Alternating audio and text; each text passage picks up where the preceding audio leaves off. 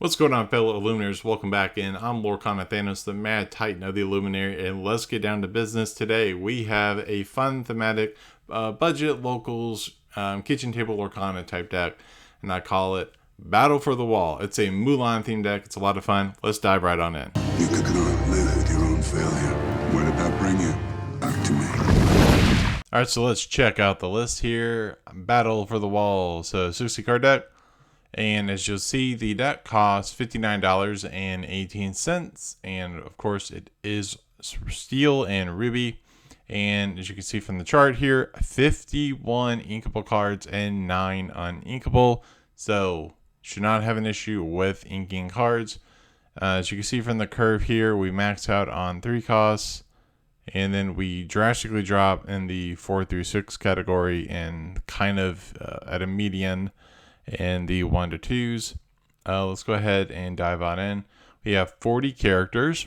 So our first up, we have 4 copies of Li Shang General Sun. This is just a early game 2/2 that you're going to use to shift into the 3-drop Li Shang, which we'll get to in one moment. It's important to understand that he is a hero. That will come up with another card here in the future. Next, 4 copies of Mulan Injured Soldier. So again, this card is not the best in this deck, quite honestly, because when she ETBs, you get the -2 on her. I don't run any ways to heal her. That's more a Amber thing, and so the -2 can be detrimental to her at times. But you need her for inking and for a shift target. Next, we run 3 Fazu. Fazu is really great. So yes, he's a 0/4, but I love his ability. So the first one is that he can't challenge, so it's very thematic to the movie. So obviously he can quest, or you can use his secondary ability, which you exert him, and then you ready a chosen character named Mulan, and she can't quest for the rest of the turn. So doing typical Ruby things where he's going to be able to restand your Mulans and let her go in and take names. Next, we have 4 copies of the 2-drop Mulan, Enemy of Entanglement. So this card, whenever you play in action, this character gets +2 strength, making her a 3. And then obviously with adjusting in action, that's going to be things like Smash, Brawl, or even songs. And so obviously we'll get to those. So moving on down, where some of the fun cards come in. We have 4 copies of the inkable 3-cost shift Li Shang, Valorous General. So this card shifts not by paying ink, but utilizing one of the new ways to shift by discarding a character card. And then his ability is your characters with 4 strength or more gain an additional lore pip. So he's only a 3/2, so he's very easy to remove from the board, rather by using damage spells like Fire the Cannons, Grab Your Swords, let the Storm Rage on, or even using cards like, of course, like Medusa Tremaine, like any sort of way to remove stuff. And then of course he can get impacted by Ice Block and Shisu. But for early game, he's very good, and he's also a hero. That's going to come up here in a second. So next we have Chifu, Imperial Advisor. Only 2 copies. Chifu is if you don't know what he does, he's a very sneaky tech option. So he's a 0/5 that's inkable, 1 lore pip. And his ability is, while this character has no damage on him, he gets an additional 2 lore pips. So if your opponent doesn't know what he does, he's able to kind of sneakily gain you some additional lore. Next up, 4 copies of Ling, Imperial Soldier, inkable 3/3 for 1. That his ability gives your hero characters +1 strength, and that's going to go to Li Shang and of course Mulan. And so Ling is a very important card, and if you get multiple copies on the board, this does stack. And that's where Fazu comes in hand with especially Mulan. So next up, we have 3 copies of Mulan Soldier in Training. So she's a 4/3 for 1. That typically doesn't matter. This is the rush card in the deck. This is the card that you're going to use as your Min Fox, but obviously without bouncing something back to your hand. But this card is actually very good. So, say obviously if you have Ling out, then you drop her, then Mulan is a 5/3. And then she's going to be able to get rid of a good bit on her own. So moving right along, we have 3 copies of Yao, Imperial Soldier. Yao is a 2/5 for 1 that is an inkable 4, and he has Challenger +2, making him a 4 when he's challenging. Just like his character, Yao may be tiny, but man, this dude packs a punch. Yao is fantastic. Going into the 5s, we have Mulan Imperial Soldier from the first chapter. Again, inkable 5 cost hero, so you'll get that boost off Ling, and making her a 5/5 when she's challenging, and she has 1 lore pip. So her ability, if for some reason you don't know, is during your turn, whenever this character banishes another character in a challenge, your other characters get +1 lore pip for the turn. That is fantastic. You're going to be utilizing your heroes in order to challenge and clear the board. And then you use Mulan's friends and her support to get boosting or protection, or it's very thematic. And so we have Chimpo, just 2 copies. He's a 4/7 that has bodyguard with 1 lore pip, and he's a 5 cost sinkable. Chimpo is really great. There's times where, say you only have like Li Shang, or you're trying to protect your smaller Mulans before we get to the card that you see at the bottom of the screen. And you need to protect the Mulan in order to shift into a lead archer. Chimpo, getting rid of 7 is very hard. So unless you like really dedicate to it, obviously, I'll look at getting rid of something like Queen's Castle. So I really like Chimpo. Just that added 2 slot. I tried him at 3 and it felt a bit clunky. Same thing with the next card, Li Shang, archery instructor. He's a 3/6 for 2 lore pips. That's a cost 5 and is inkable. So his ability is called Archery Lesson. And whenever this character quests, your other characters gain evasive. So I thought that was really good to get him out, quest with him, gain 2 lore pips, give my other characters evasive, then have a way to get around my opponent's evasive characters on their side of the board. And yeah, and then that's another reason that I wanted to make the deck, because now if you notice, look at Shang, Chimpo, Yao, and Ling. It sort of forms this like continuing type of artwork. And I was like, oh, okay, well, there's a connection there, and I love Mulan, so that's what led me to put this deck together. And then rounding out our last characters here is Mulan Elite Archer. I have talked ad nauseum about this card in the past.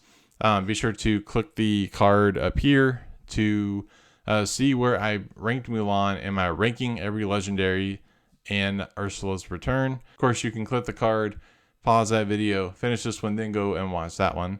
But yeah, I'm a huge fan of Mulan Elite Archer.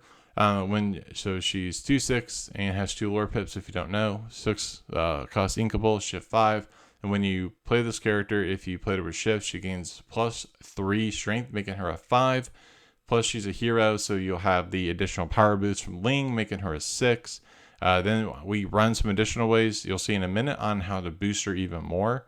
And then during your turn, her secondary ability, triple shot, during your turn, whenever this character deals damage to another character in a challenge, you deal the same amount of damage to up to 2 chosen characters. So again, trying to really utilize like the name triple shot, you'll be able to hopefully take out 3 characters on your board. And then if you have Shang out, then obviously she'll be able to gain evasive as well.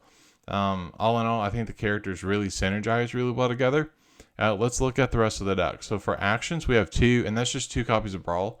Brawl banishes a character with 2 strength, or less. I wanted to run 3, but it felt kind of clunky in this deck. If this was more of like a generic Ruby deck, I would run 3 to 4 copies. Even alongside, say, if I was just doing a more like meta generic steel Ruby deck, then I would run Brawl and Smash together. But for this more thematic type way, I wanted to have some form of removal, and I thought, hey, let's just go with Brawl. So for songs, we have 10. As you can see, 4 copies of Let the Storm Rage On. This is just a way to, as you guys know, deal 2 damage and draw a card. It's fantastic for early game. So between your challenging and these, as you see, we're running all damage spells. It's a great way to clear the board.